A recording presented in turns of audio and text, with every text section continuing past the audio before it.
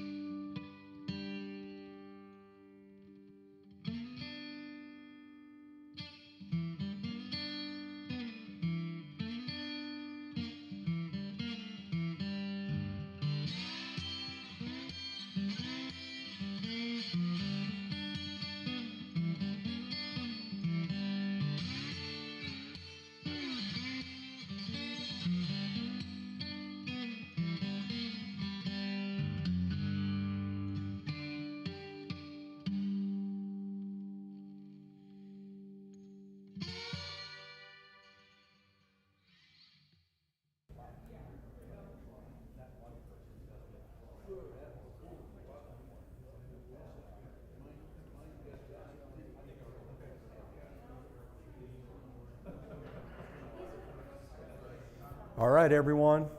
Welcome to the July meeting of the Woodworkers Guild. Nice to see everybody. Beautiful day out there, huh? Just enjoy some nice, you know, it seems to be hot every year this time of year in Kansas City. So, you know, not something we're not used to, but it doesn't make it fun, does it? You know, at least it's not raining. It seems like I've tried to play golf like 3 times in the last month, and those 3 times it rained. So, you know, I must not have golfed today because there's no rain. We want to welcome everybody that's here online on either YouTube or Facebook. So thank you guys for joining us. I want to send out a welcome. Do we have any first-time visitors tonight? I think we have some new faces. All right, great. All right. Thank you all for coming. It's interesting to find out the stories of how people came, and we're obviously excited about what we have here. So we're just very excited when people want to join us. Any first-time new members? Anybody new members? Is their first meeting? All right, thank you. And those of you who are here that are not members, please grab us and ask questions. And we obviously think this is really one of the best deals in town. So come here and use the shop and get to learn and teach, and teach others and learn from others. This is the part of the meeting. We have a quick business meeting. I try to make it as quick as possible. Then we'll do show and tell. We've got some interesting projects, some cool projects. And then we have a great program tonight. Dale Verran is here tonight, so I think you'll want to stick around. Tom will introduce him more formally, but he's going to talk about how to incorporate metalwork in our woodworking, which is super exciting. I think something probably a lot of us have had to deal with in a time or two. So I'm going to run through the agenda pretty quick. So I know Ron Hall, our vice president, is here. He says there's nothing to report. David Roth, our secretary, nothing to report. John Steyer, is John here tonight? He is not. John is not here, and he's our treasurer. And I can tell you that because of all of you and all of your work, and we're still paying our bills. So that's a good thing. Craig Arnold is out of town. He's our member at large. Chuck Saunders is in charge of the shop and assets. He says nothing to report. So he's going pretty good so far. Brian Rorabaugh, did you want to come in and talk about First Fridays a bit, Brian? Brian runs all of our information services, so he has a huge role with us. New mics? Yeah. Nice. We're trying to, Chris is making us better. Check the mute button. How about now? Got it. I guess I should have been able to figure that out. So a change is coming for First Fridays. We're going to be down at the booth August 1st, or the first Friday in August, and we are going to get rid of the percentage that the Guild is taking from sales. And part of the reason for doing that is to simplify what we're doing. It was a great idea, but there's just not enough volume there. And to get more people interested, as we fine tune what we do down at the booth, we're finding that changing the booth layout, changing the way we are positioned in the booth, and having product stacked up a little bit higher where people could see it has made a difference in how people approach us, and therefore how we get to talk to them and entice them into coming in and joining the Guild. The conversations are a lot easier when they have something fun in their hand that they're looking at going, wow, somebody made this, I want to know how to make this. So if you're considering making product for us to sell at the booth, and at the point when we do it up here as well, John Steyer has offered to help individuals set up their own Venmo accounts so that we will have a barcode that we show to the customer with your name on it and say, oh, we're selling something for Terry, here's Terry's barcode. They scan the code, make the payment, away we go. So John Steyer is the one you need to see about that. It's pretty easy to do. It'll help you. I will probably have one barcode for the Guild if we don't get that done in time, but that defeats John's purpose of not wanting to do a lot of accounting. So, but we'll see what we can do. So First Fridays in August is our next time that we're going to be down there, and then I believe we're going to try and have one more in the shop. So October, I believe. I think so. Yes. So start making good stuff, and send it down to the booth, and we'll see what we can do for you. Thank you. I don't remember, to tell you the truth, because I've thoroughly enjoyed not doing something in July. So we'll have to confirm that. Yeah. So not in Labor Day weekend. Okay, that confirms it. Thank you, Terry. Okay, going down. So the newsletter. Thank you for the newsletter team, and I think Ron Hall was the man who put that together this month. If you have articles you're working on something neat, you see something on vacation, please email that to our newsletter. It's really fun to see what everyone is doing, and I love to go through the newsletter and see what everyone has to say and what you're working on. AV and video, Chris, you have any announcements tonight? So we're trying some different software and programs for AV. So if you're watching online, feedback is always welcome. And those in the shop, we're trying it tonight. We have 3 microphones around, one on each side and one in the middle. So if you have a question, please go to the microphone. Finn does have a handheld if we need to. If you can't get up, just raise your hand, and she'll be happy to help you out with that. Just trying to make it better for everyone here in the shop and for those online. And if you do have the handheld, bring it up close to your mouth. It really helps. And especially for online, they can't hear anything if you don't have that. I don't know what's behind me, so. There you go, Cal. Oh, you got instructions. That's neat. We do have 580 subscribers now on our YouTube channel, so please check out the YouTube channel and watch the videos. I know last week I was preparing to do some things, and I pulled up the Woodworkers Guild website, or on the YouTube, I pulled up the channel and watched a couple videos, kind of boning up on a couple of skills. So it's nice that we have that. Events, Matt, do you want to come and have some announcements? Yep. Between events and training, there's a lot of stuff going on in the guild. One of the things is technically, I mean, as far as we know, it's not going to be going on as far as It's muted. Brian muted it. Okay. How about now? Yeah, better. Okay. I wasn't talking very well anyway, so. So the open house / block party right now is kind of on hold. The original date that was chosen, there was a Phillies, I mean not Phillies, but Chiefs were playing Philadelphia at home, and she says, nope, ain't gonna happen. So then she chose Labor Day weekend. I don't think she knows she chose Labor Day weekend. I think we've sent her a message saying that you chose Labor Day weekend. I suspect that she'll probably cancel that as well. We just don't know if it's gonna happen. If it does, it might only happen the other side of 17th. But it would be an excellent opportunity if you want to do some vending of your stuff, because there would be like lots of people here, and would bring a lot of people into the shop here.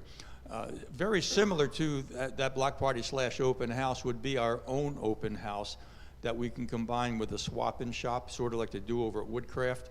Woodcraft does theirs entirely outside in the parking lot. We would do ours partially. A lot of it would be indoors here, but guys with pickup trucks and trailers full of lumber and slabs, they can do it out here in the parking lot. We don't have a date yet, but it'll probably be in October. We're working with Woodsmith Magazine folks for the Des Moines, Iowa Woodworking in America, 9th and 10th of October. It's a Friday and a Saturday. We're not making any arrangements for carpooling. We're not making any arrangements for hotel. That's all entirely on your own, but we are trying to help out by getting you discounts. So anyone from the guild can show up there and get a discount. It's only $25 to get in, but it's like $300 if you want to take all of the classes on both days. So a discount would be pretty significant.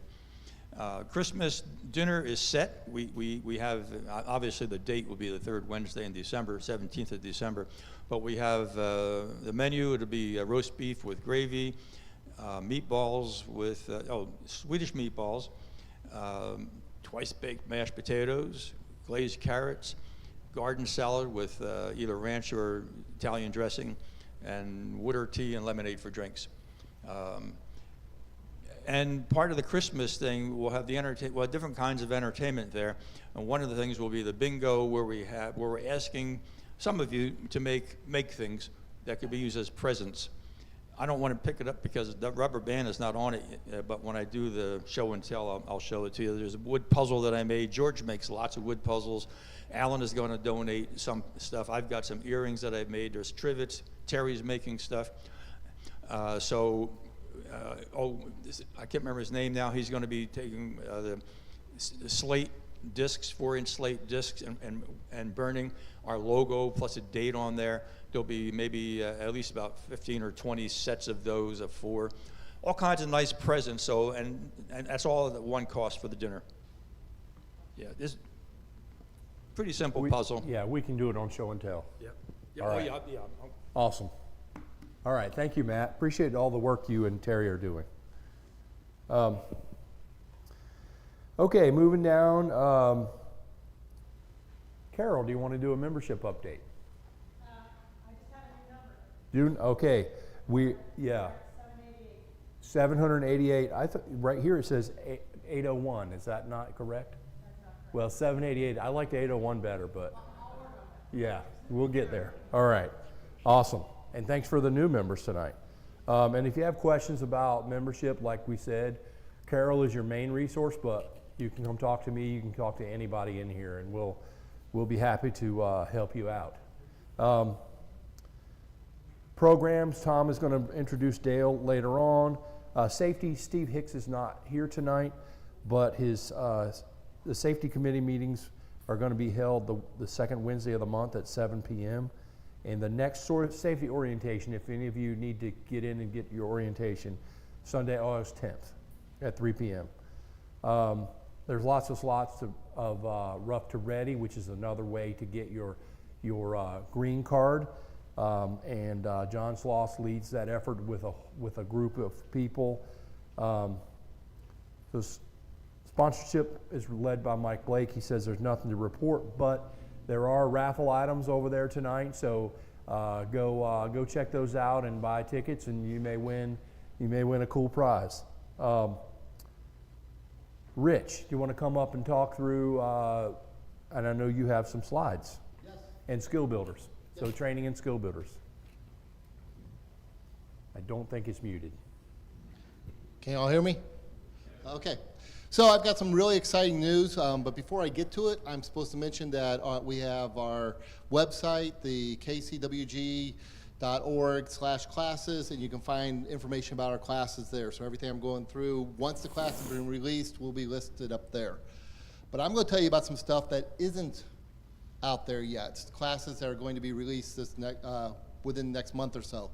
Before I get to it, I want to talk about we have Toyohisa Sugita coming to this guild.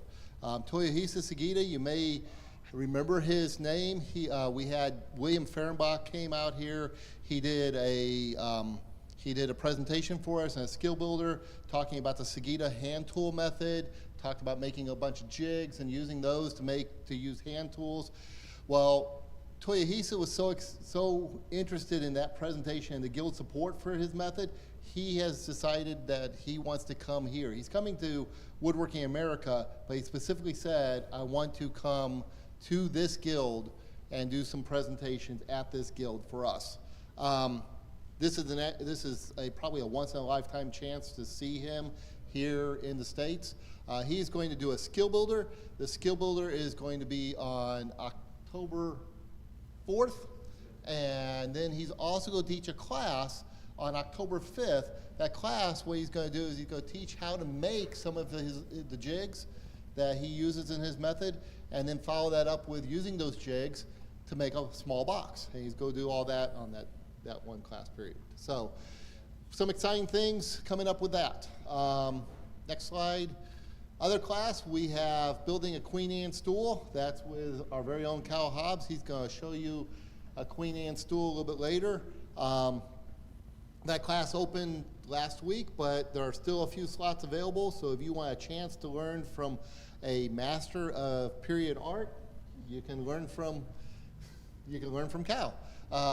So next class that we've got, Norm, the recently retired Norm Carpenter, is going to lead a class on making a grill scraper, and people who do that will also make their own box joint jig to make that. So it's just a fairly simple beginner level class. So if you're looking for a beginner level class, or if you just want to make a really cool looking grill scraper, this is going to be a good opportunity.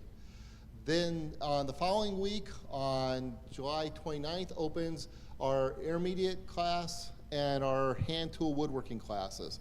Both of these classes tend to be extremely popular. They're our 10-week.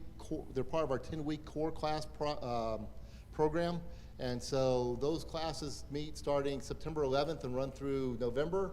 I will say, if you're interested in the intermediate, you have to have taken basic first, and then the hand tool class also is a really good class. Both of those classes tend to fill up very quickly. And when I say very quickly, I'm not exaggerating when I tell you the hand tool class, the last time we offered it, filled up within 2 minutes of it being open. So if you are interested in that class, I strongly recommend that you're on your computer at 7 o'clock when the class opens. So, okay, and then the next class, the knife making class. Mike Jones teaches the knife making class. He did one just a couple weeks ago for us. That class was so popular, he's going to come back and do the session again, and that is going to be in September. And that class opens on August 5th for enrollment. Then we've also got Craig Arnold's project finishing class is opening again in August 12th. That meets for 3 sessions in September, and that's again another one of our core classes. If you've taken basic, taken intermediate, taken hand tool, or you don't have to take them in that order, but the project finishing is also part of that. And then I'm also very excited to mention that Grace and Alex are going to teach a stick chair class. They have gone to the Chris Schwartz School, and both of them made stick chairs, and they are bringing back what they learned from that school to us, and they're going to offer a 10-session class that's going to be making a stick chair. So if you ever thought about making your very own chair, what is it, only about 5% of woodworkers make a chair? It's not many. Not many, so you could be one of the elite if you come to the class. In addition to all that, as if that's not enough, we also have skill builders. Just a reminder, skill builders are free and open to the public. They're from 2 to 4 on the first Saturday of each month. And coming up next, we're going to have cabinet building with Wes Meyer. Wes has kind of an interesting story. He was working as a data entry computer programmer, and he got laid off, and he decided to take his love of woodworking and became a cabinet maker. And now he's going to come and do a session on the method that he uses to make cabinets. And so, and then following up with that in September, Jess Horacher is going to teach us how to use SketchUp.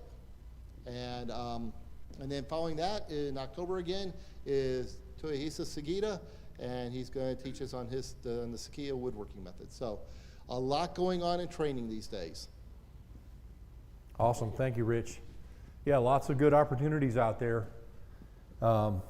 So sign up for one, and if you've got something that you want to teach or that you wish was being taught here, see Rich and maybe we can figure something out. We're always wanting to match that up with what people want to do. We're getting close to being done here on this section. So last I wanted to highlight our SIGs, which is our special interest groups. We have 4 of these now. The first one is the hand tools. I don't know, Wayne is here. Wayne, if you want to go up to the mic, what's your topic? Bill McKemmy is going to talk on how hand tool woodworking has helped his musical career. Okay, that's cool. That's the 4th Sunday of the month, which is July 27th, and we have those every month. Woodcarving SIG is led by Dan and Jim. July 22nd is our next one, which is the 4th Tuesday of the month. Anything special, Dan, to announce?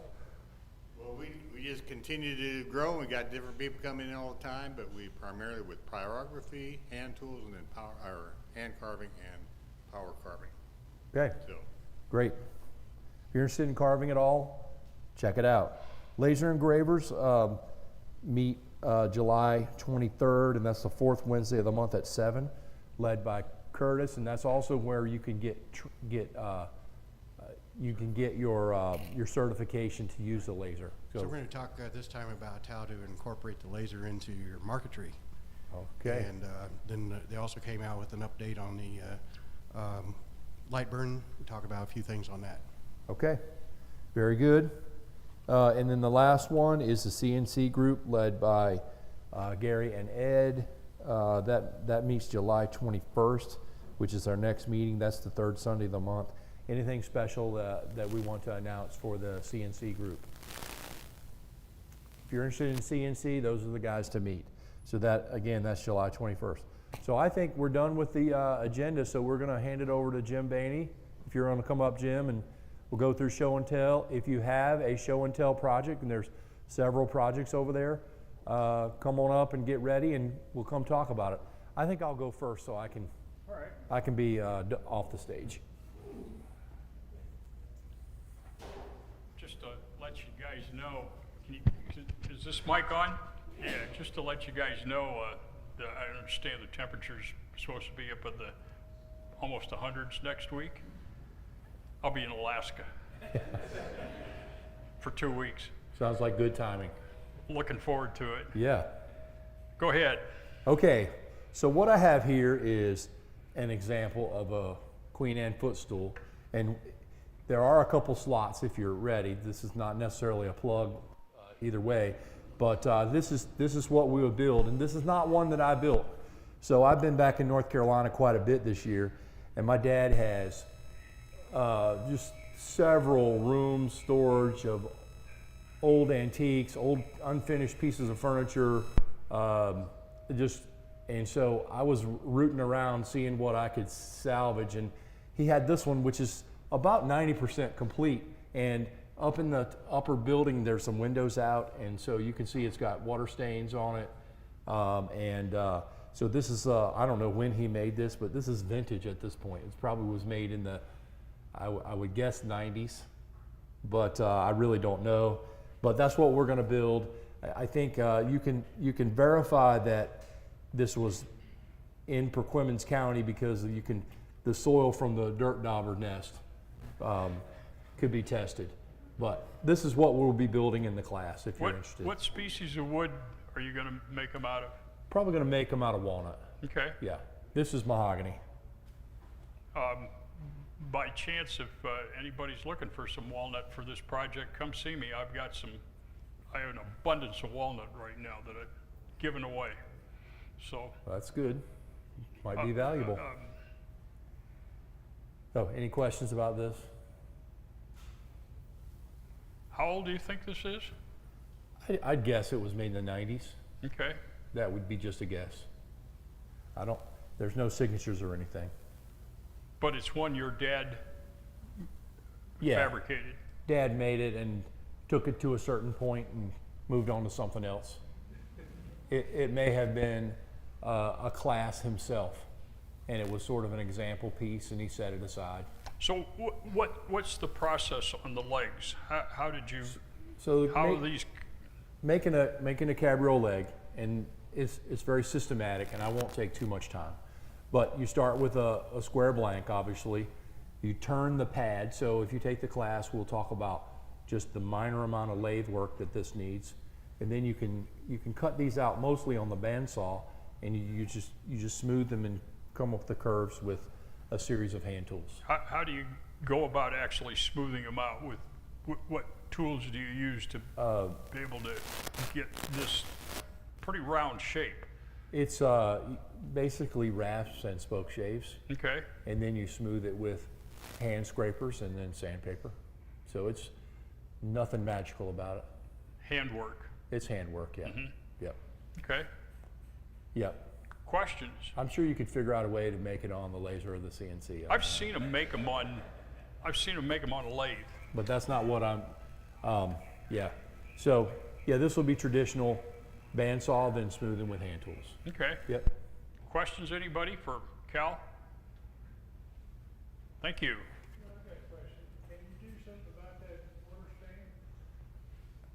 The question was, can I do something about the water stain? Probably. I'll scrape the whole thing, I would bet that most of them will come out. If it doesn't, I'll stain it dark. So it'll be fine. So, Good, thank you. you know, when you put a water-based dye on it, it stains it anyway, so maybe I'm already halfway there. Good, Matt. You gonna do this? Yeah. It's a puzzle. Be careful with it. I put the rubber band around it so that it doesn't just fall apart. But I've been working with George, making puzzles. This is an example of a puzzle that we'll have for Christmas presents at the Christmas dinner. We've got Fox Chapel Publishing gave us a download of about 50 patterns that we could use for making these things. That was really nice of them to do that. And what we plan to do is to laser burn on some wood, just a pattern, so that a person can come in, go to the scroll saw, and cut out based on the pattern that's there, and do some sanding. We'll have mops, sanding mops. Just sand the edges down, put it in a bag, and good to go. That way we make a whole bunch of these things for the Christmas presents. Not just these apples. This is just, there's a lot of animals, like I said, 50 different patterns that Fox Chapel gave us. Okay. I didn't hear any of the SIGs about scroll sawing. Technically, it doesn't exist anymore because none of the people were showing up for the scroll saw meetings. Okay. But there's still a lot of action going on at the scroll saws for sure. Yeah, we got what, 1, 2, 3, 6. 4, 5, 6 of them? Yeah. Awesome. All right. Are you going to put a finish on this? No. It's just that as is. Okay. Yep. All right. Very good. Thank you. Thank you.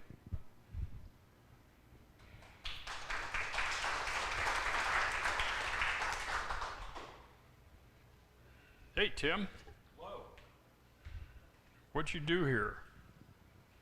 A lot of learning, Okay.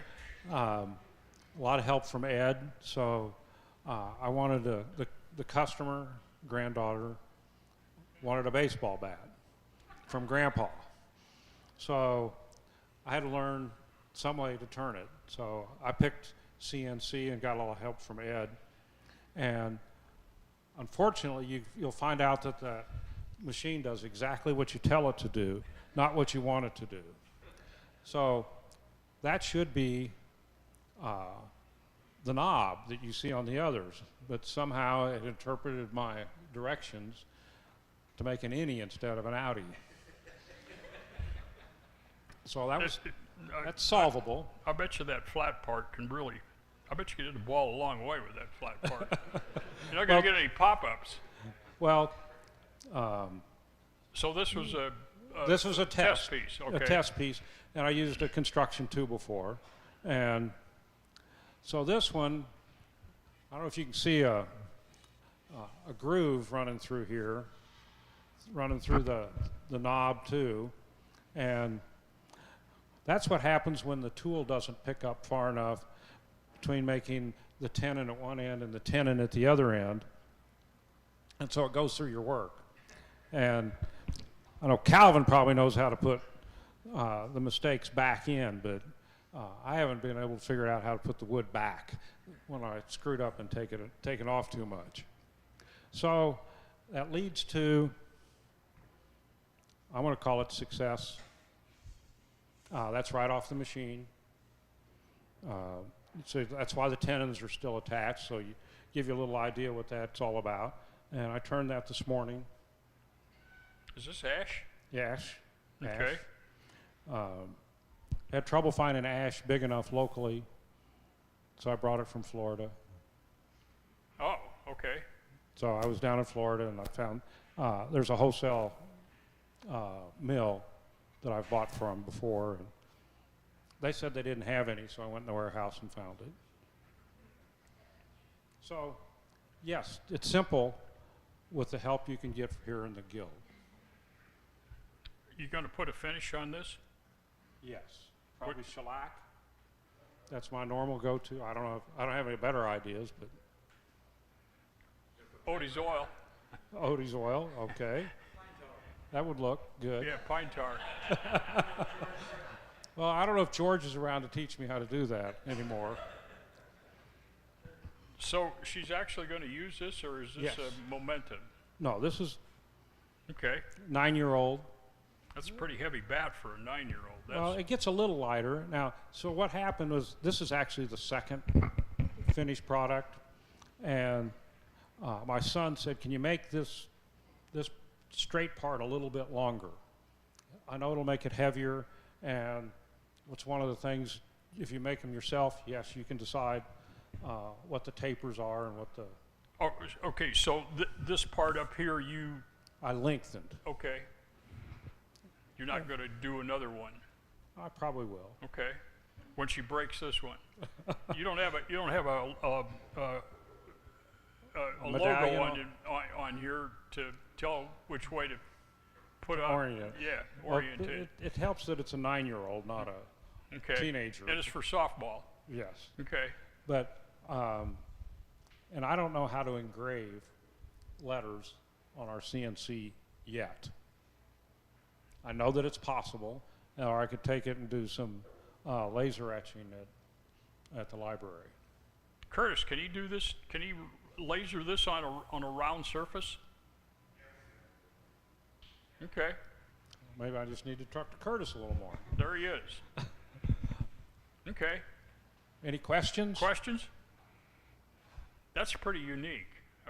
That's a unique idea. I don't think we've had a guy here a few years ago who he made baseball bats for professionals. For professional. Yeah, but I've never seen anybody that's actually made a bat to use for themselves. So awesome. Over 4th of July, she could hit the softball pretty well with it. Okay. Awesome. A question. Question? So once you got it figured out, how long does it take it to cut that? About an hour and a half. And I did some things that made it take longer to avoid this groove. So bigger jumps. And probably was conservative with that, so it took longer. Good.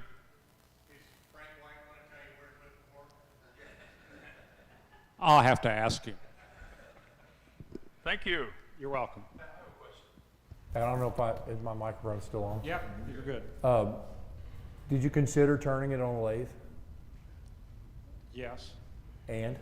My skill level's a little lacking in that area. Okay. I used and broke a bunch that my dad made when I was growing up. Tons, yeah. So, but they were turned on lathe. They're all different species too. Well, there's several species that are good. I know ash and maple and sometimes birch are used. So I found ash. Yeah. Good. Thank you.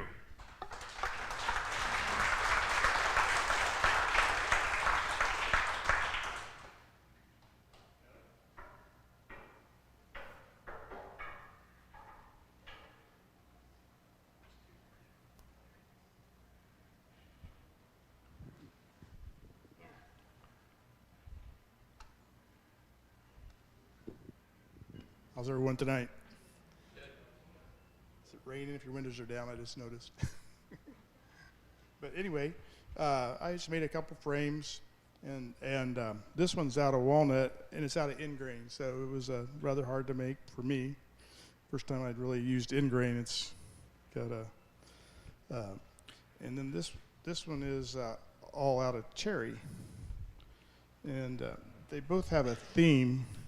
They have the World War I, there was a French, there was a military shell that was called a French 75, and it's kind of a spicy bomb that blew up a lot of things, so they made the French named a drink after it. That's a little different. This one is actually over 100 years old. Inside the frame is a service flag, and for those of you who may not know, but in World War I, when they didn't have internet, of course, back then, 100 years ago, so when you had family or friends that were serving, you would fly a flag in your window to show that your family had a member. There was a different flag if they deceased. This one, luckily, my grandfather. This was for U.S. forces? In the U.S.? For World War I, my wife's grandfather. Mm. Yeah, this actually flew in their house. around 1917. So that's kind of cool. So I made a frame for it. My wife wanted that. So that's, and then I have little holders to put them in and set them up. But usually these hang up anyway, but for pictures. So made that out of walnut. How did you make this graduated cut? It took me profile? forever on my table saw. Okay. So I would make 2 pieces and make them identical, and then made them a 45 to make the right size for the flag, for the cut. So this is one solid piece. It's not. It was in the beginning. Yeah. This was all extended. Then I cut it when I made it long, so I do the long cut. But it was actually 2 pieces. I made two identical 1.5-inch pieces here, and then ran it through the table saw a million times till I get the angles. And you added this keeper piece in for the glass. Yes, and on the back to hold it. So. Okay. And everything. So this piece on the back is also laminated on for the thickness of the backing. That's right, to make enough room for the word of warning. Yep. You used a piece of masonite on the back. Yeah. Masonite's got some chemicals in it that might. Oh, so I might put a piece of paper behind in yeah, between there. I've run into that issue before with newspaper articles that were old. Oh, yeah. They told me the ink drains onto them. Don't use. You can use plywood, but don't use masonite. Okay. It's good so to you know. might want to, if you get some bleed through to that, you might. Yep. I made it about 6 months ago, so I guess I need to get that fixed. I wasn't aware that they put that kinship put a flag in there. Yep. During World War I. I didn't either till my wife found this, and we did some research, and we found he also served he was stationed in Antwerp, Belgium. Antwerp, and he'd bought like a souvenir, so it had 13 photos of the time of all the buildings there. So I didn't bring all those, but I have 13 frames of it's pictures of Antwerp in 1917. Do you know what he did during World War? What he did during the war? Served in the army. I don't know. I don't remember. Okay. It's been a while since my wife talked about that, but. Be interesting to know that. Yeah. But anyway. Good. Questions? Nice work.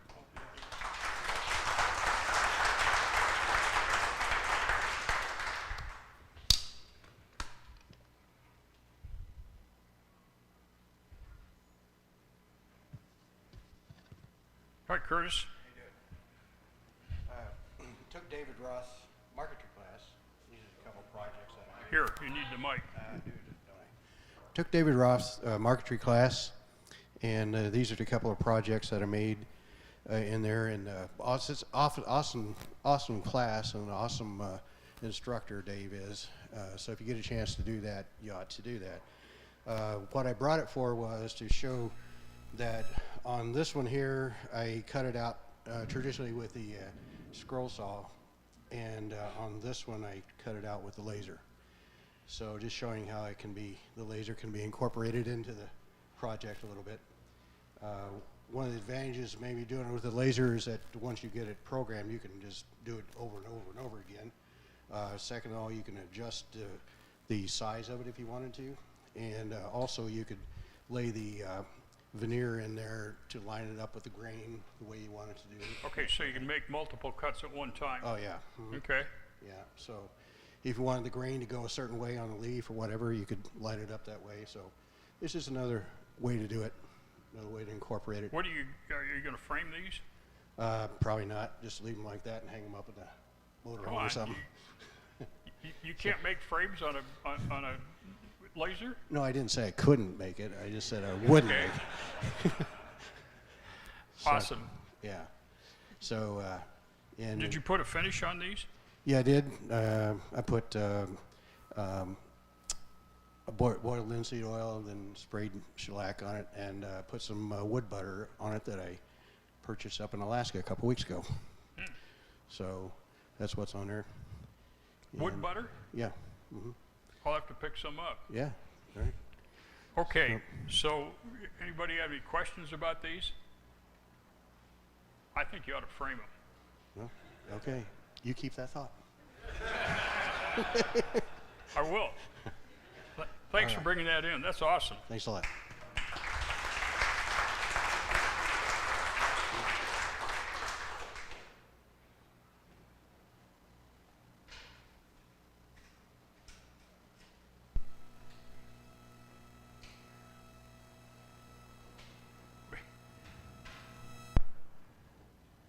We need Belger here to move that.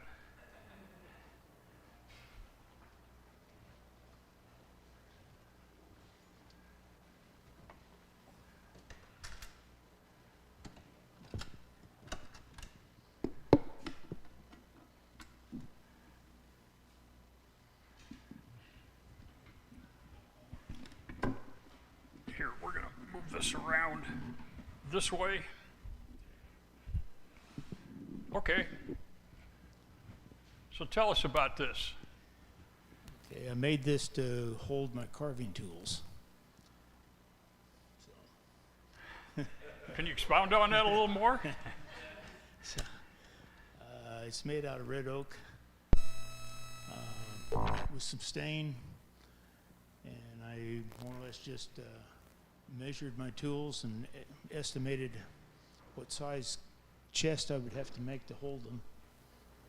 I have a room for my mallet and leather strop here, and these drawers I have will hold knives, and this one holds honing compound that I use a rasp on to scrape off a little bit onto the leather strop and to hone your carving tool while you carve. When you start carving, your carving tools are supposed to be razor sharp, and after you carve for a while, they get a little bit dull. So then you have to stop and hone them before you continue carving. So.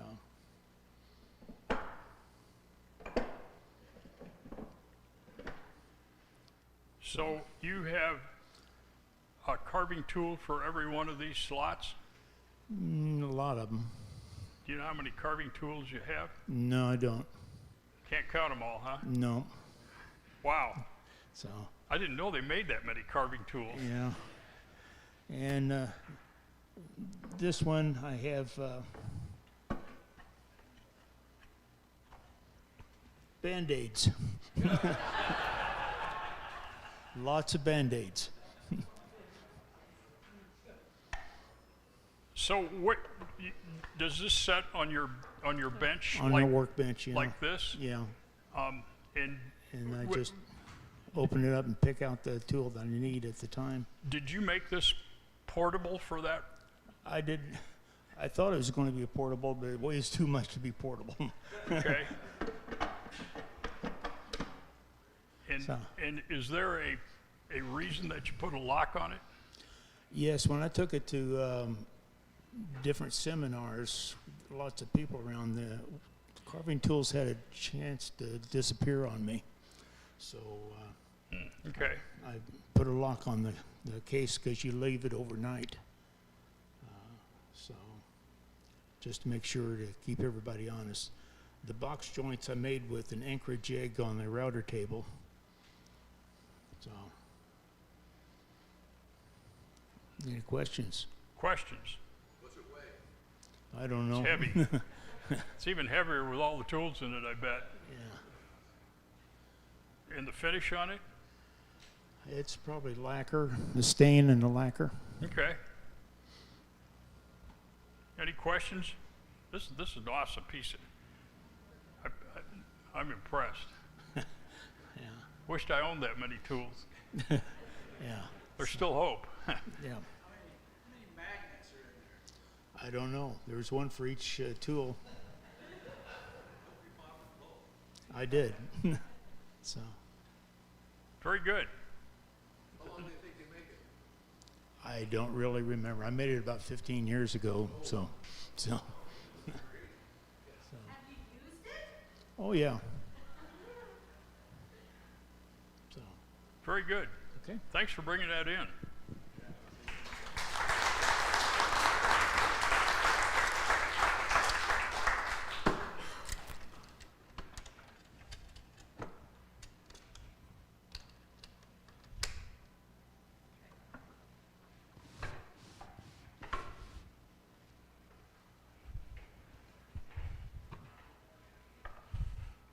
These are yours? Yes, they are. And your name is? John. John? Yeah. Sorry. Is it It's muted? on, Okay, yeah. it works. All right, so this is a rough to ready box. This is my rough to ready box. I just got, went through the program with John Sloss and Ed Stewart, and they kind of shepherded me through it. I've been doing woodworking for years and years, so I thought I could help by, offering to teach the class. So I did, I went through it, then I made my own box and decided it needed a little bit of help because of the inherent weakness of a miter joint, which is like 60-40 end grain to end grain. So just doing a couple of cross grain splines, cutting those on here from a jig that I've had from 50 years ago making picture frames, but I understand there is one here for putting these in, and somebody, but so the process is available here just to add this much more to the box. But I'm really shilling for the process here because it's a great program to go through if you want to get beyond lumberyard dimension wood. If you want and mill something up, learn how to use some of these phenomenal machines. That also credit goes out to the foremen that keep this place running, that, keep the machines operating, the people operating them operating. So it's just, the process is great. And you learn how to make a really nice, simple box. I've made, I don't know how many router dovetail boxes and box joint boxes. Box joints are kind of my favorite just because, but they're a pain. They're messy, glue, everything, just, you think that they'd slide together. After hand fitting them, they'd slide right together when you put glue on them. They don't. You got to use a mallet and clamps. This is just lay it out, tape it up, glue it, put it together, it's done. And now I'm looking at some scrap bins I have, and what was going to be firewood. I'm looking at Christmas presents. Like this is the next iteration of this box. So I just used the same techniques, and actually the off-fall from cutting these sides is the bottom of this box. So that, and this was just some scrap that had been staring at me for I don't know how many, want to be something. It's a nice piece of Missouri brown oak. You rounded the sides on this. How did you do that? A disc sander. Okay, so you just eyed that? Yeah, just zip, zip. Yeah. And so it's, just really simple process, and it, utilizes the tools here are, you can just you could whip these things out if you want to, or just casually make them at your leisure. But the main thing I'm saying is it's a great program to just, if you have any interest in just, milling up wood. What'd you finish these with? Watco and wax. And, it's, Watco's you have a purpose for these? Are you going to give them away, or you just? Yeah, probably. Okay. Yeah, I mean the purpose. I may find that I have some chisels that's going to fit in here, and but yeah, I think as I said, I just saw the possibility for some really nice, quick Christmas presents. Good. Making box joint Christmas presents. I could make maybe 2 or 3, and these dozen. So, yeah, but that's what, you know, that's Thank you. what Any I'm actually questions? pushing. Nice craftsmanship. Thank you.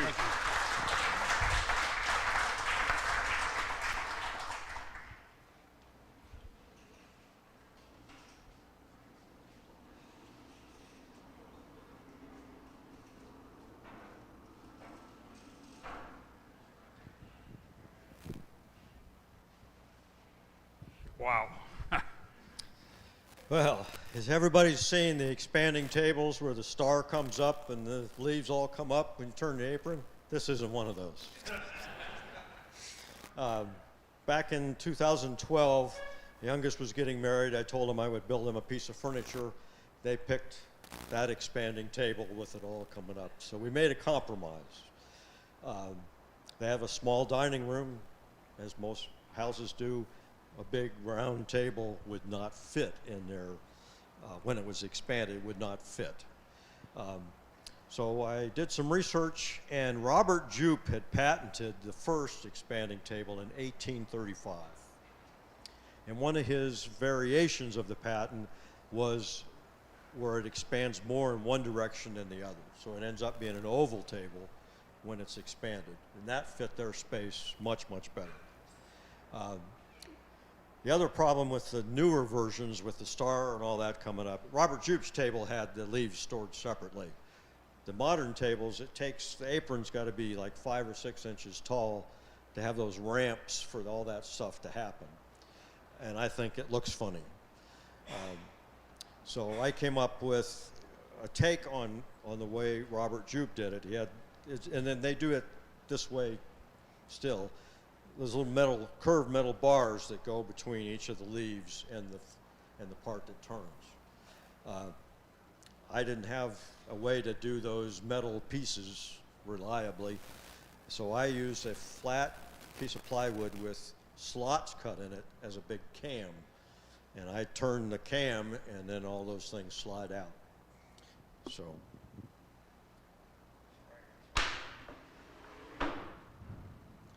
And the leaves are stored on the inside, but you have to manually put them up.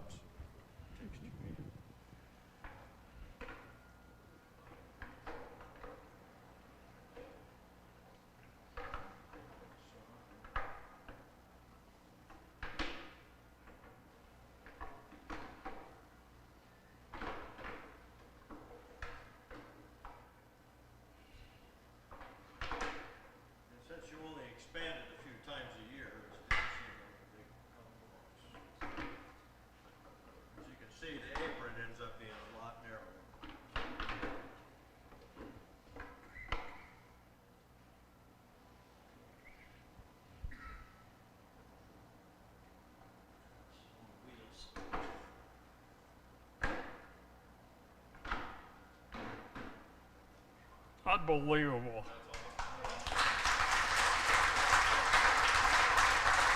Wow.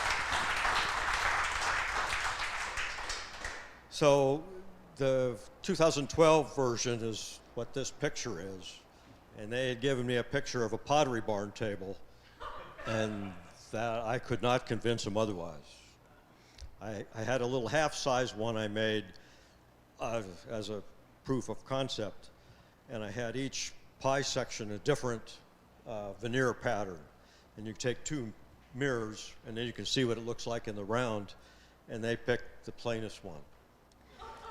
And they wanted it, I mean, it's, you can see in that picture, it's just, might as well have been painted. It's got the heaviest gel stain you can think of, because they wanted it, that's that flat brown, no grain. So ever since then, since I made that heirloom Pottery Barn table, that I was going to make something a little more elegant. So what's the majority of the wood in this project? It's all cherry. This is a mahogany crotch on the pie sections. And this, the leaves were some veneer I picked up, maybe even have been one of the sales we had here at the Guild at the old place. I don't know what it is, but it was fairly color matched. And I had just enough of that. How long ago did you make this? The original one in 2012. I just finished this one last night. And it's all on video. It's on YouTube. Papa's_workshop with no apostrophe will get you to this. If you get a chance, look at the base, the column and the base, and that is. Yeah, this is considerably more work than the original one in 2012. These medallions on the end, did you make those? Yeah, I had to make it all. So, yeah, none of it came from. And these are your kids? This is ours. Oh, so. Yeah, I mean, the kids still have theirs from 2012. I just wanted to make one a little fancier. Okay. So. Have the kids seen this one? Have your kids seen that one? No, I just finished it last night. And So this is going in your dining room? yes. Got chairs to go with it? That's the next thing. Actually, we made the chair, was the Hollingsworth chair was probably 10 years ago, at least. Probably about 2017 when we made those. Yeah, we made, so I've got one chair made already. It's walnut. It doesn't look too bad with this. You know, I've seen you bring stuff in here, and the complexity just gets more complex and more complex every project you. That's what keeps me young, mentally anyway. Awesome. Questions?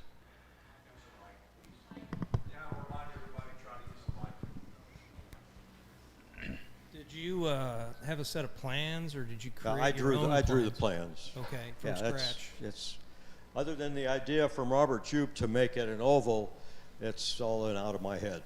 And so yeah, I start out when I was 18, I was going to be a draftsman, and so I actually worked at a couple of machine shops as a draftsman. And so I still enjoy. I don't use CAD. I just just put it out on paper. So yeah, it's probably 4 or 5 sheets of plans for this. Very commendable. Any other questions? What'd you put on here for finish? It's all shellac except for the top. Put a coat of lacquer. I used a water-based grain filler and then lacquer. And I had a heck of a time with this weather. It just wants to. So I had to get a what do they call it? I don't know. It's an additive. I put it on after the fact, a spray can, to get rid of the fog, white stuff on there. But I had a heck of a time. It was just too humid and too hot. It was drying as soon as it came out of my spray can. Been there, yeah. Was there a specific period that you drew the detail work from, or just Nope, just out of my head. I mean, just the other 18th century stuff I've been doing, it's kind of this Chippendale period, just that seemed to kind of fit. I can't wait for your next project. Well, it's I got to do at least 3 more chairs to go with the one that's already made. You need 6, you know. Since this is going to sit probably closed most of the time, I think 4 chairs will be fine. Okay. The thought of doing 3 is pretty overwhelming. That's Tom. a lot of carving. Tom. Any other questions? Will you make the chairs expand? And Robert Jupe patent, or part of it, is in this packet too. Yep. Tom. What's your total hours in this thing? Actually, I looked back at the first video. It was a year ago, but I didn't work on it much in the fall. Last fall, we had a bunch of things going on, and so I didn't. We're gonna put as many hours in this as I did the secretary, which took me a year. I can just imagine 4 or 5 generations from now, when you're not around, they're going to be fighting over this. Nobody wants dining room tables anymore. This one they're going to want, let me tell you. Awesome.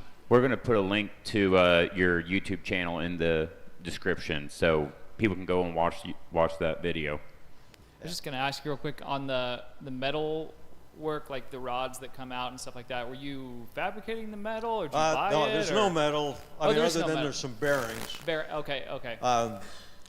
We can open it up, and I don't know how well that shows the handle.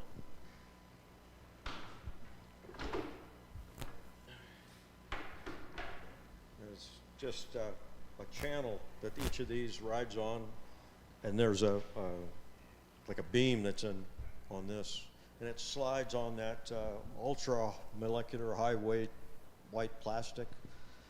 So that isn't, hopefully that doesn't change with the weather, and it will stay self-lubricating. So. Any other questions? Are those actual biscuits or are they custom biscuits? Is it what? The biscuits, Your biscuits. are they actual biscuits, or did you make them? The biscuits? The biscuits for? Oh, yeah, the tendons, yeah. The tendons. Yeah, they're all, I made all those. I've got an advantage. I've got a panel router at home. So mortises and tendons are really easy. So, Tom, I'm putting it up on the screen. You guys can look at his YouTube channel. That second icon right there, the working that spiral in there is impressive.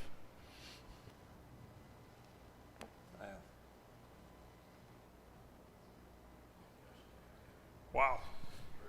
Hey, Tom. So if you're how'd you attach the top to the pedestal? The top to the pedestal, how'd you attach that? How to attach it?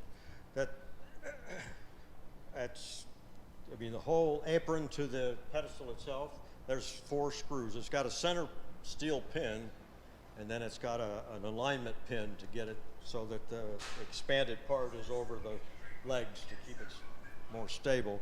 And then there's 4 screws that go down. So it all comes apart.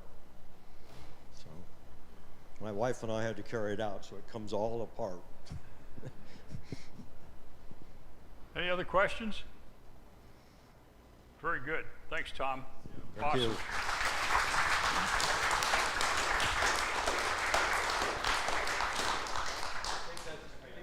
For the show. I got one more. Okay. Real quickie. So, a friend of mine came over to my shop. He wanted to build some shelves or some drawers for his wife's pantry, and he made them out of plywood. And his motive was to do it as cheaply as possible. And he basically fastened the sides together with pin nailer. And I got thinking about that. And I am fortunate enough to own a domino. So I played with the domino on that. There's a domino here. I have a set of router bits that I can make the tenons with. And so this is a sample of a drawer side that I'm probably going to use in the future. Really simple and really effective. I have a Lee dovetail jig. Every time I use it, I got to go look at the video. So this was simple, quick, accurate, just an idea to pass along.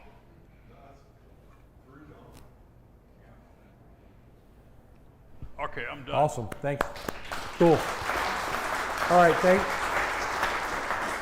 Thanks everybody for bringing the projects in. Great stuff. And we're going to take about a 10-minute break, and we're going to come back for Dale's program. So stick around and grab a snack, whatever, and we'll come back in about 9 or 10 minutes.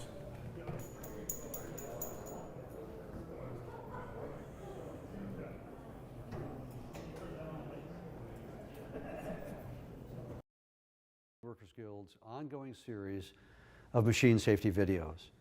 Today's video will cover an introduction to the safety rules and basic operation of the Guild's Festool domino joiner.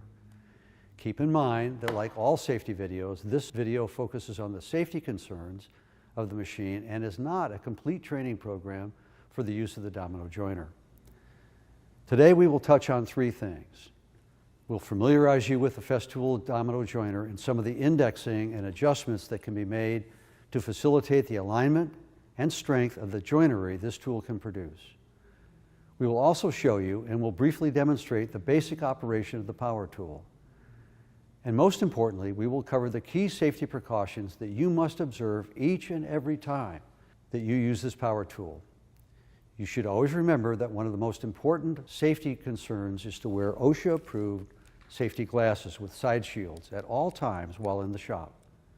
Your regular glasses are not approved for use when participating in any shop activity while you're at the guild. When using the domino joiner, it is unlikely that the noise levels will require you to wear hearing protection. But if you feel more comfortable wearing hearing protectors, by all means do so. One caution on wearing hearing protection. Guild safety rules stipulate that any hearing protection must not have the ability to receive any type of broadcast music or podcast. Failure to follow this requirement introduces safety risk and may result in you losing your shop privileges.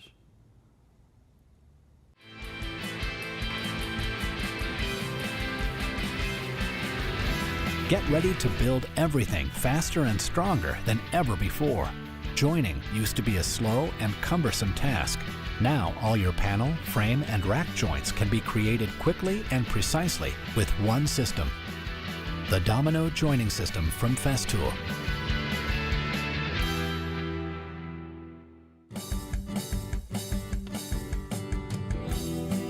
Traditional joining systems have used mortise and tenon, dowel, or biscuit joints. The Domino tenon incorporates the advantages of all these systems and exceeds them in speed, ease of use, and strength. The prefabricated dominoes are made of solid beech. The domino tenon achieves maximum stability thanks to its special shape, designed with expanding glue slots, side grooves, and a large gluing surface area. Unlike a round dowel, the domino is 100% rotation-proof and extremely solid.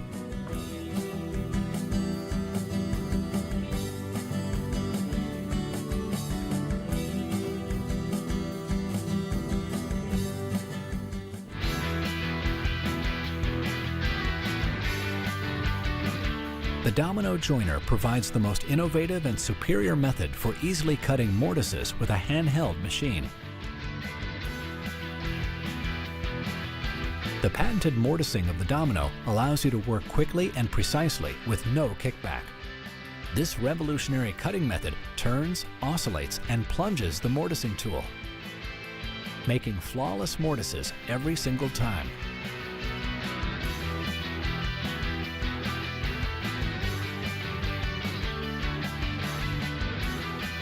The mortise width can be adjusted for clearance using the hole width selector. The first hole is always mortised without clearance so that the workpieces are aligned accurately. The adjacent holes are mortised with clearance to compensate for minor positioning inaccuracies and to allow for expansion and contraction of the material. Domino tenons are available in 5 sizes for a wide range of applications and material thicknesses. Cutters come in 4 sizes. With the color code, choosing the appropriate domino and cutter is easy. Domino tenons are clearly arranged by size and are easy to find in the domino sustainer.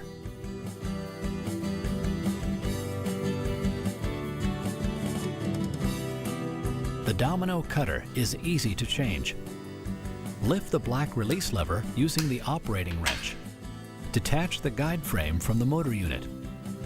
While pressing the spindle lock, release and remove the cutter using the wrench. Insert a new cutter and secure with the wrench while pressing the spindle lock.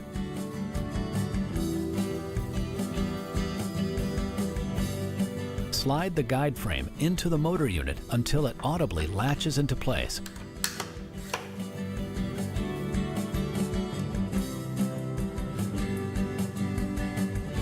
The depth stop on the domino joiner allows you to mortise pairs of holes so that the domino tenons can be positioned centrally or offset. To set the mortising depth, press and hold the black depth stop lever latch. Set the desired depth using the green stop lever. Mortising height can be simply adjusted using the step stop or the mortising height scale. The domino joiner offers a variety of positioning options. The positioning angle can be set by releasing the black clamp lever. Select any setting between 0 and 90 degrees. Slide the step stop all the way back into place. Lower the angle stop all the way down and clamp. Center the viewing window in the tilting base over the scribe line for horizontal or miter mortising. Position the stop pin on the edge of the workpiece to index vertical, horizontal, or miter mortising. For vertical mortising, position the dimensioning lines on the stainless steel base on the scribe line. For additional security when mortising vertically, use the domino support bracket.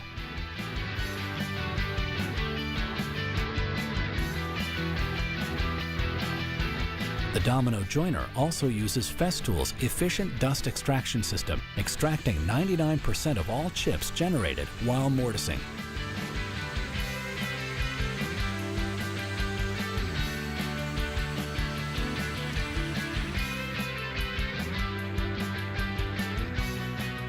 The removable Festool plug-it cord and dust extraction hose can transfer seamlessly between almost every Festool power tool.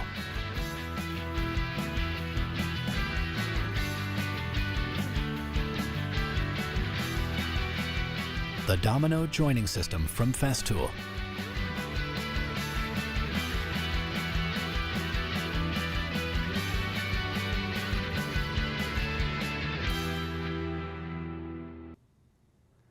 Now that we have familiarized you with some of the basic features of the domino, it's time to turn our focus exclusively on the critical rules and precautions that must be followed when using the domino joiner.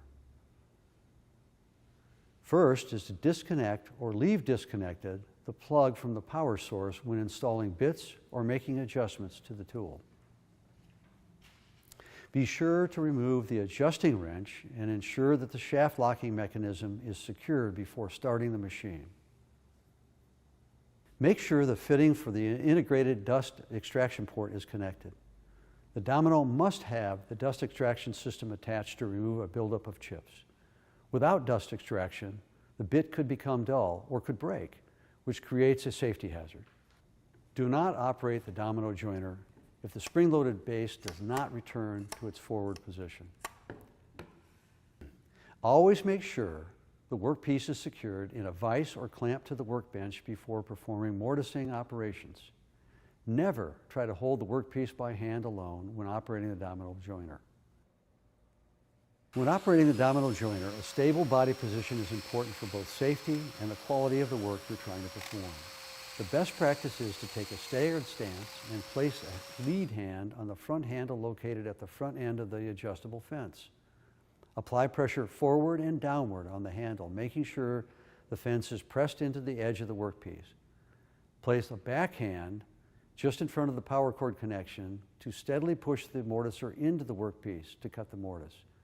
Take care to make sure that your hands or digits are not hanging over or are in front of the fence in the line of fire, especially when the bit could come through narrow stock. This window in the fence and the thin black centering line allows for perfect visual alignment of the bit with the mark on your stock, keeping your hands entirely clear of the cutting path of the bit. This facilitates proper hand position for the safe cutting of the mortise. When the mortise has been cut, switch off the tool and allow the bit to completely stop before setting the tool aside. Other important things to remember and never do's when operating the domino joiner include the following. Use only Festool brand tenons. Always use the adjustable fence and base to register your work. This ensures safety and accuracy of the cut. And never use dull or damaged bits. The Festool domino joiner is a powerful mortising tool.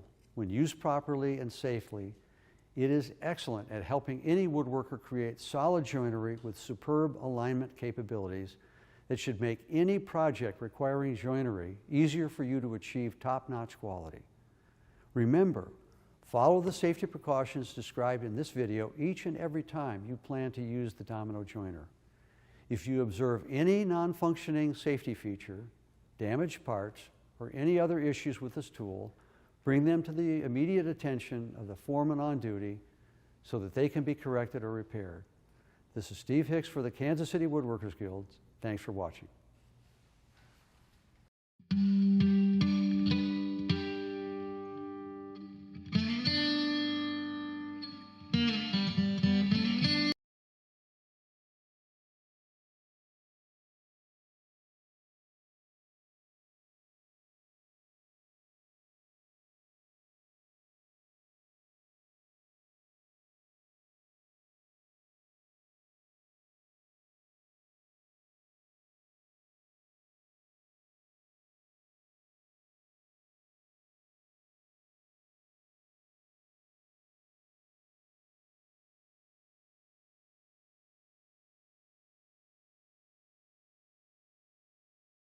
My name is Tom Vesey. I'm the program director, and a couple months ago we had I asked you guys what you guys wanted to see for programs, and something that was mentioned was incorporating wood and metal.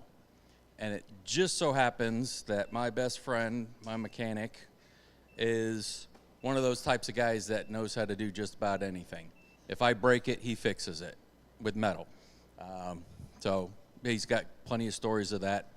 He's done a lot of work on my lawnmower, a lot of work.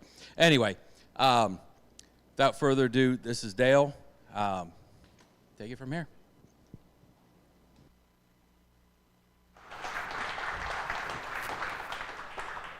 All right, so first off, I have to say it is very humbling to be here because seeing the kind of work and the tools and the things that are going on around here, I almost feel as like, okay, it's like an amateur going into a craftsman shop. But yeah, so Tom asked me, he goes, hey, we just had this thing that want to talk about, how to incorporate wood into metal. And he goes, yeah, we need to come together and have some ideas. So Tom's on his way back, and we start pontificating some of the things, about that, and just start thinking about through some of the things on it. And the more I started thinking about it, and I started putting together the kind of the presentation on it, from whether you're going at it from a metal art standpoint or if you're going at it from a woodworking standpoint, you're really thinking about a lot of the same things, but you're thinking about them in a little different way. And the way I do a lot of my stuff, it comes from inspiration, kind of like the previous gentleman said, that somebody showed him a picture out of Pottery Barn, and my wife did that, and that's where I got these tables from. So it started off as just my wife going, hey, look at this little table. And next thing I know, it's like, well, I can do that. And this is actually part of a 3-table set. So this is the medium-sized one, and I've got one that sits a little bit lower and one's a little bit taller. So they come out on special occasions and stuff like that. And so, so it's one of those things in, okay, slides, please. Okay. So, there we go. Okay, so as I kind of started, I was like, okay, how do I really present on a lot of this stuff? And really kind of the biggest or the best way I could think of to do it is, what are some of the things you need to think about? And kind of what I was saying earlier, very similar to, when you're working with wood, you have to stop and think, what is it that I'm trying to achieve? You have to select, your materials, what types of materials. But then if you're trying to incorporate wood into metal, is the metal to be supportive of the woodwork, or is it, and is the woodwork kind of the main feature within the metal just being an accent, or is it vice versa? And then the other thing too on that is, depending on how it's going to be used, especially if you're looking at something that's going to mount on the wall, you have to have a weight consideration, because unless you really want to put extra supports and stuff into the wall to hang it up, you want it to to be fairly light.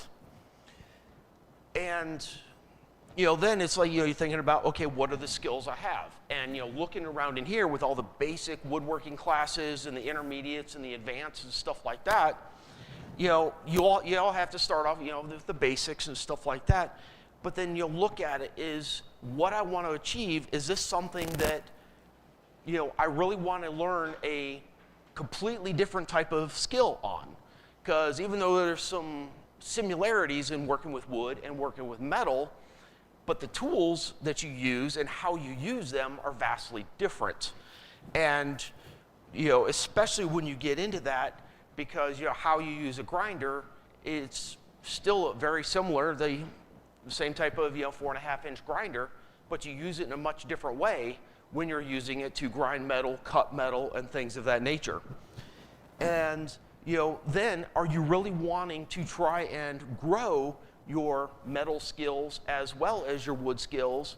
And, you know, where do you kind of draw that line? Because there's things in there, and, you know, one of the things that, you know, I did for many years is knowing that I am not what I would call a wood craftsman. Almost all my tools is for framing and stuff like that, and, you know, tools of necessity. And it wasn't until I started working with Tom a little bit and I started going, oh my gosh, there's a whole different world in woodworking that I never even knew of. So there's a lot of times where I will partner with Tom on stuff and going, all right, Tom, I've got this, I need something like this, and kind of describe from what I need, and I'll have him do the woodworking part of it, so we'll work in conjunction with that. Which, you know, gets to, you know, kind of the other, you know, one of the other points is the tools and stuff that you have. Because if you've been in woodworking for several years, you've got a lot of money invested into woodworking tools, right? Do you really want to invest that kind of money to get into metalworking tools as well? Such as welding equipment, plasma cutters, you know, multiple different types of, you know, different drill presses, different, you know, band saws, things of that nature. And, you know, or can you just partner with a friend and stuff like that, like Tom does for me when he comes up and has something. He's like, hey, Dale, I need this kind of welded up, and or I need this cut, this drilled out. He brings it over to my shop. And then you also have to look at it too, is how often are you going to use those tools as well? So before you go out and invest in, you know, a whole bunch of, you know, money in metalworking tools, is it something that I'm going to do, you know, little at a time? But then there's things you can do that doesn't take a lot of, you know, different tools. Like, for example, one of the things that I've done was utilizing, you know, kind of copper pipe and taking it, pounding it flat to make accents and stuff for pieces of wood, and then using that, you know, into it as well. Oh, someone's gonna switch here.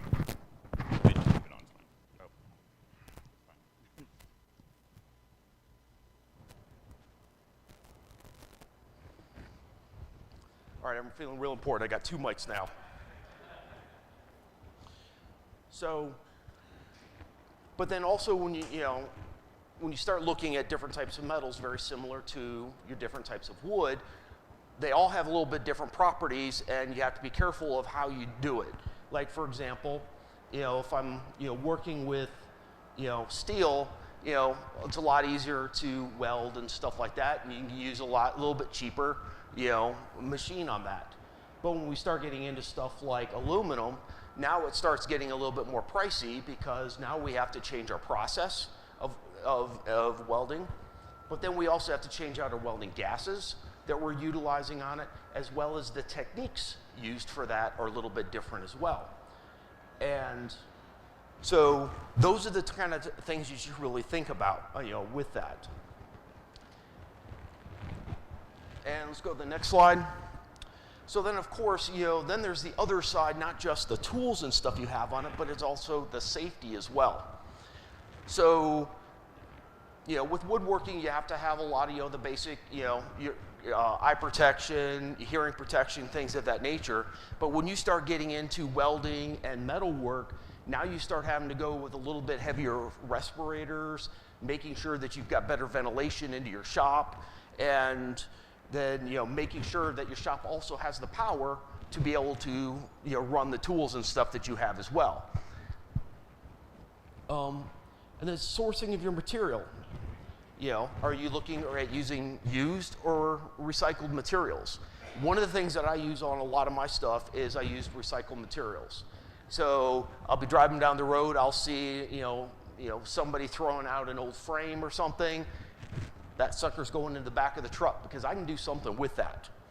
Or I've done a lot of things with like old frames out of trampolines and stuff like that, just using that because, hey, well, I can take this. But then, which gets to, another one of those, points on that is the preparation and the finishing as well with that. So with the metal and stuff like that, you have to pay attention and also understand what type of finishing are you going to want to use on it. Are you going to be using a paint? Are you going to be powder coating? It's the cleaning of the metals. Are you having to use specialized primers? Because are you going over galvanized metal, or are you painting over aluminum? And are you working with rusty or bare versus dirty metals as well? And all that goes into a lot of the cleaning that is required on that. And one of the things I heard very earlier was this act of being able to add wood back. That is one of the things I do like about working with metals is I can add metal back. So one of the things that I felt a lot more comfortable on, because if I make a mistake, I can put a little filler in there and no one will ever know it. But then also, with the assembly, and again, very similar to woodworking, is how is the metal and the wood going to be joined? Are you going to be inlaying it? Are you going to be using bolts and screws? Are you going to be gluing it? And then once you prepare the pieces separately, can you join those together without messing up your finish on either? So, and then, for example, on the tables here, so these were actually ballisters, out of a railing for a railing set, and then just 1/4 inch, rod. Took these, cut them to length, drilled holes into the side here and into the twist. That was a lot of fun, by the way. Welded them up. But then what kind of surprised Tom on this is instead of making square holes in the wood to actually put these down into the top of the table, is I just put a dowel rod down into the tubes themselves. Was able to use a round tube, held up really nice. And so, and then if you're wondering about the divots and stuff like that, that was me beating it with a chain to kind of add some of the texture and stuff on it. But so that was my rendition or version of a Pottery Barn find for the wife, and she was absolutely ecstatic with them. And mother-in-law got another version of it, but it was stained, and I actually made several others and then decided I was never going to make another one of these again because they became so popular. I was like, nope, there's no challenge in it anymore, and it's boring. So another thing that, one of our next projects, and this is something that I'm doing with Tom. So Tom brought me this kind of crucifix and cross set, and of course the thing was just held together with wire on it, and it was for his church. And one of the things that they were saying is, he talked to his pastor, and they said, hey, I think we can do something with that.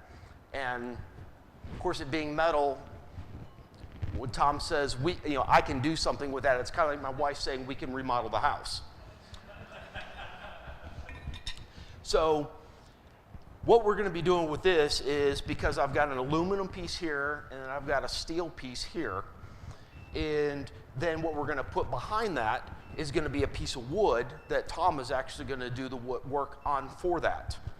So as I finish the pieces out separately, one of the things I'll be doing, because those of you that don't know much about metallurgy, you can't really fuse aluminum to the steel. So I'll be putting welding lugs back in here through the back of the aluminum to where I can screw those in through the back of the backing piece, and then the little pieces here that are actually on these, I will take and tap those out. So when Tom fixes them and puts them into, lays it into the wood, he'll be able to first, fix the aluminum piece to it, then take this, put it on there, and then be able to bolt it from behind.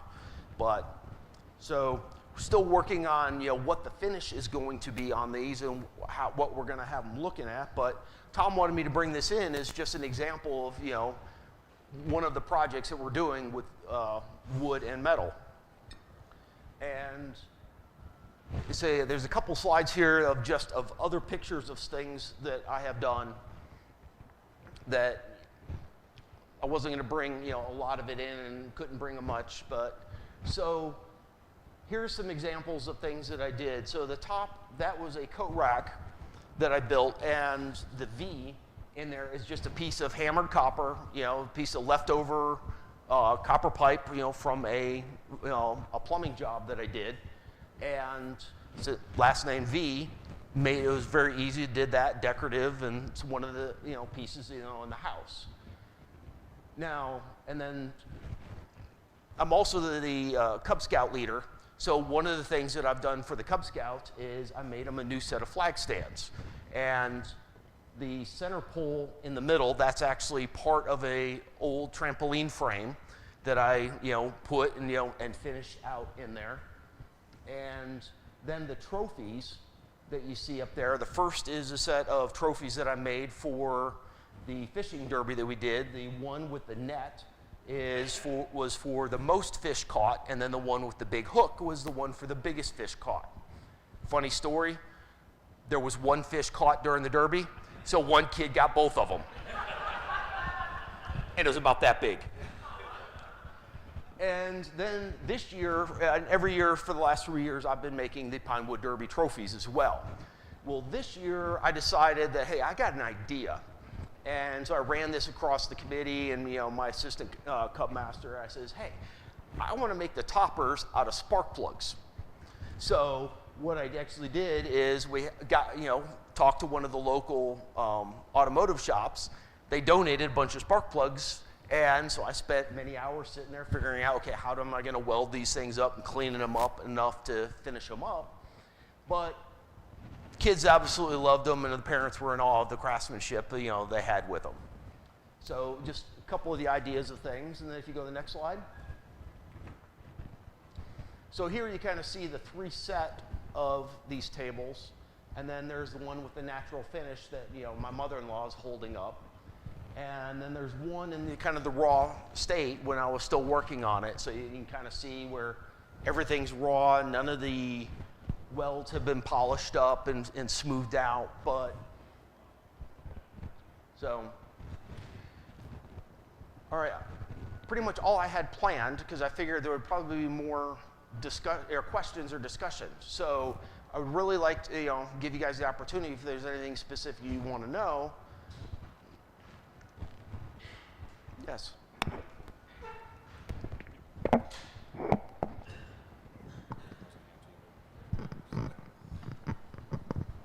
I'm going to guess that when you're sourcing recycled material, there's a lot of cleaning that comes into play, and basically just preparing the material for you to use it.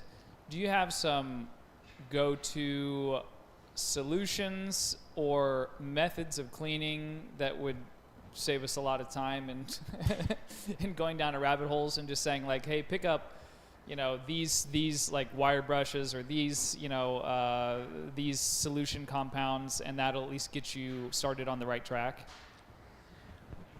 The two most effective things I've found for cleaning the metal for the, you know, before you go into finish is using either acetone, which is real easy, cheap, and, you know, or brake cleaner. Brake cleaner gets expensive, and the fumes are a little bit, you know, awful on it.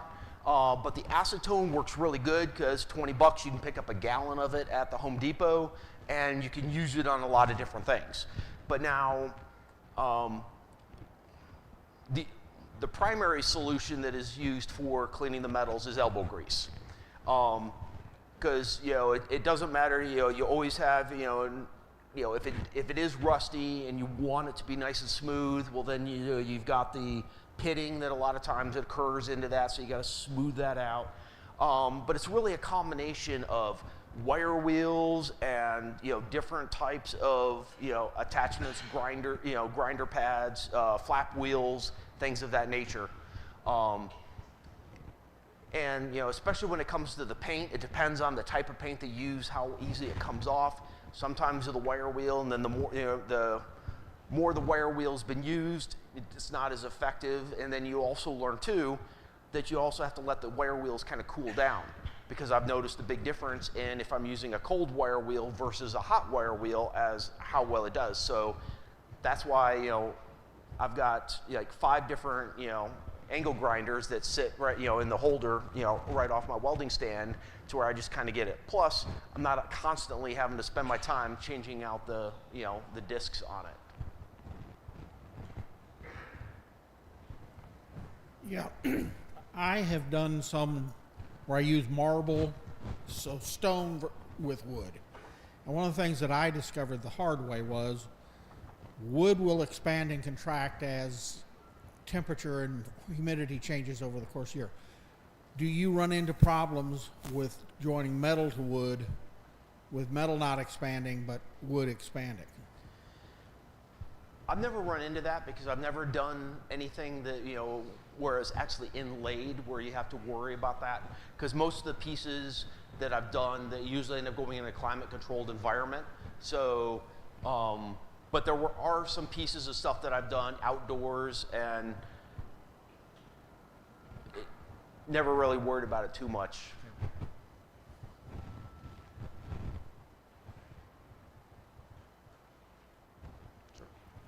Any chance there's a facility like this for metalworking? There probably is, but like I said, I started off as I learned metalworking, working as in a autocraft shop, working in a restoration shop, with my dad, and that's how I kind of paid my way through college. And then growing up on a farm, spent more time with a torch in my hand than I ever really wanted to, because we never had new equipment. Grandpa always believed that it could fit, or it would fit even if it was not meant for a John Deere tractor. You can make that fit on a John Deere tractor.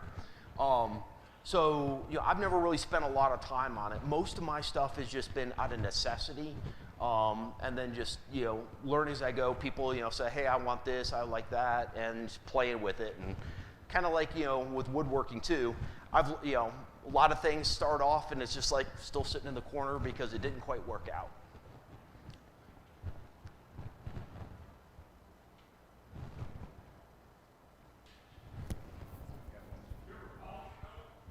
Yes. Take us through the process of polishing it. So, again, that's one of those that you have to, the different properties of the different metals, depending on how soft, how hard it is, because polishing steel and stainless steel, you use a little bit different process of different types of materials versus like if you're trying to polish out brass or copper or something like that. Like for example on this, I'm not sure if there was actually a finish on it or if it was just had so much corrosion on it, but when I polished this out, this was using a wire brush off of a Dremel and then a polishing wheel that I had. And really I was just trying to get this clean enough so I would be able to finish it out. But a lot of times, when you're polishing out the metals, first thing you gotta do is kind of get it fairly smooth, try not to, spend a lot in, of course, then if you're using a wire wheel to try and polish it out, kind of get it fairly, it's watching your pressure as you go and then going from a steel brush to a stainless steel brush to like a copper brush, to kind of stepping down, getting softer each time so you're not putting marks and stuff into the metal. And then when you go from that, then you're starting to use polishing wheels and polishing compound, either off of a Dremel or off of a polishing wheel to kind of, slowly, and then changing the compounds, as you go till you get it to the finish that you're looking for. So very similar to the polishing compounds that you use for, or the rubbing compounds that you use for your car. It's got different grits and stuff to it. And a lot of times what I'll actually use is the rubbing compound that you buy for the old oxidation and stuff onto the car. One, I find that it is fairly cheap, and and you can go and you can get the different glazing as you go. But the thing I also like about the rubbing compounds is you can get it in a liquid form too, so you can actually dip your polishing wheels and stuff in it. Now, of course, it slings off if you're, get your RPMs up a little too high. But, it gives you, because you can have, and the different compounds, it's a little softer, a little bit more grit in it, and then it kind of, goes down, very similar to sandpaper. Dale, one thing that I see a lot with woodworking and metalworking, and I've not ever made one of these, but like big live edge tables with metal bases. Have you ever done anything like that, or how would you approach that? So the first thing I would do is, build the base on it, because, figuring out is like, okay, what is the design I want in it? Am I wanting a round tube, a square tube, and going from there? Because, and I've actually gotten wood pieces of stuff that I've turned tables, from, but I would start with the metal first, because then I have a better foundation to kind of start from and go, okay, where is it I need to drill my holes into the wood? How can this fit on there? Because generally it's a lot easier to kind of change the size of the wood if the base is a little bit too long or too short. But so that's kind of where I would start, kind of build bottom up. You got to put that on one of your lists. Yeah.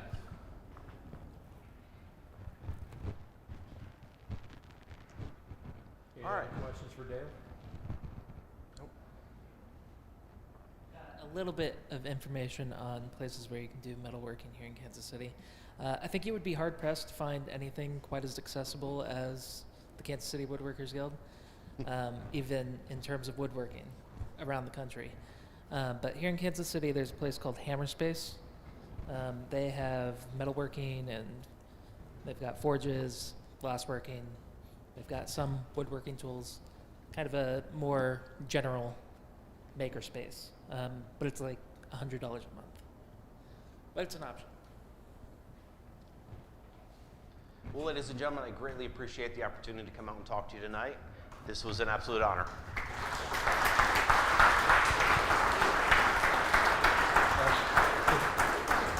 Before you go, Dale, it's not much, but we like to give a little token of our appreciation. You can't get a mug like that unless you do a presentation here. So, well, thank you. I love coffee. We always like to take a picture, call it the mug shot, and we thank you very much for being here on behalf of the Guild. Thanks a lot. Thank you. All right. So that's it, guys. Please, if you can, stay around, help pick up the chairs, check out the projects. Please be careful on the roads. Looks like the worst of the storm is out there, but I think it's still raining out there, so I know the roads will be wet. So just a reminder, take it easy, and we'll see you next month. This has been a production of the Kansas City Woodworkers Guild. A special thank you to our guest today, to the Guild's Leadership Committee, and to all of our sponsors.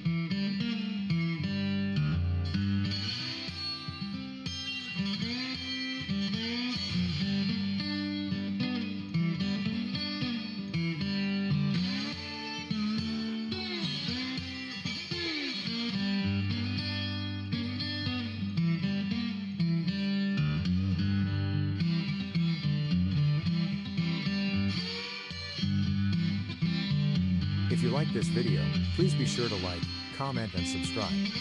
For more videos, please check out our YouTube channel. For more information about the Guild, upcoming classes, and events, please visit our website kcwg.org. You can also find us on social media by searching for Kansas City Woodworkers Guild. And remember to hit the subscribe button and ring the bell for notifications.